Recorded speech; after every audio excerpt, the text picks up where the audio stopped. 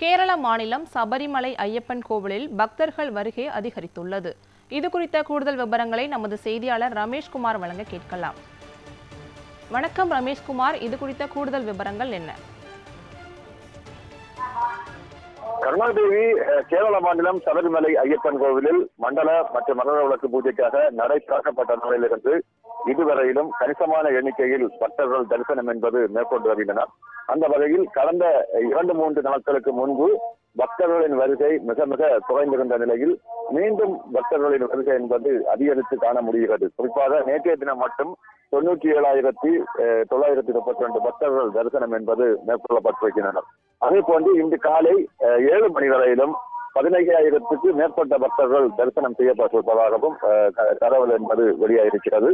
இது மட்டுமின்றி வரும் நாட்களில் இனி ஒரு வாரமே மண்டல பூஜைக்கு இருக்கும் நிலையில் வரும் நாட்களில் பக்தர்களின் வருகை அதிகரிக்க வாய்ப்பு இருப்பதாகவும் தெரிவிக்கப்பட்டிருக்கிறது. இதற்காக முன்னேற்பாடு என்பது தீவிரப்படுத்தப்பட்டிருக்கின்றன. குறிப்பாக பெரிய பாதை வழியாக வரும் பக்தர்களுக்கு பாதுகாப்பை ஏற்படுத்தும் விதமாக வனத்துறையின் சரிதான் அதே போன்று திருவிதாங்கூர் தேவசம் போர்டும் ஒரு நடவடிக்கை என்பது எடுக்கப்பட்டு வருகின்றன. குறிப்பாக இந்த தினத்தை பொறுத்த அளவில் பாண்டி தகவலத்தில் நேரடியாக வனத்துறை அதிகாரிகள், குறிப்பாக சன்னிதானம் சிறப்பு அதிகாரி பாலகிருஷ்ணன் நாயர் மற்றும் வன அலுவலர் வினோத் ஆகியோர் தலைமையில் வனத்துறை அந்த சோதனை சாவடியில் ஒரு ஆய்வு கூட்டமும் அதே போன்று ஆய்வு பணிகளும் நடைபெற்றது. கடந்த சில நாட்களாக வன பகுதியை பொறுத்த அளவில் யானைகளின் நடமாட்டம் என்பது அதிகரித்திருப்பதாலும் தொடர்ச்சியாக இந்த வனப்பகுதியாக வரும் பக்தர்களுக்கு பாதுகாப்பை உறுதிப்படுத்தும் வகையில் அந்த ஆய்வு பணி என்பது நடத்தப்பட்டிருந்தன.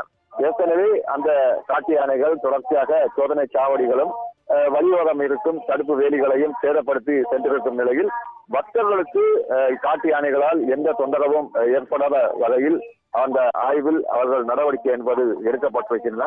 தொடர்ச்சியாக வரும் நாட்களில் பக்தர்களின் வருகை என்பது அதிகரிக்க ஒரு வாய்ப்பு இருப்பதால் முதல் கட்டமாக பக்தர்களின் பாதுகாப்பை உறுதிப்படுத்த ஒரு ஆய்வு நடவடிக்கையில் வனத்துறையும் அதே போன்று திருவிதாங்கூர் தேவசம் போர்டும் இணைந்து அந்த ஆய்வு பணியில் ஈடுபட்டு கொண்டிருக்கின்றனர்.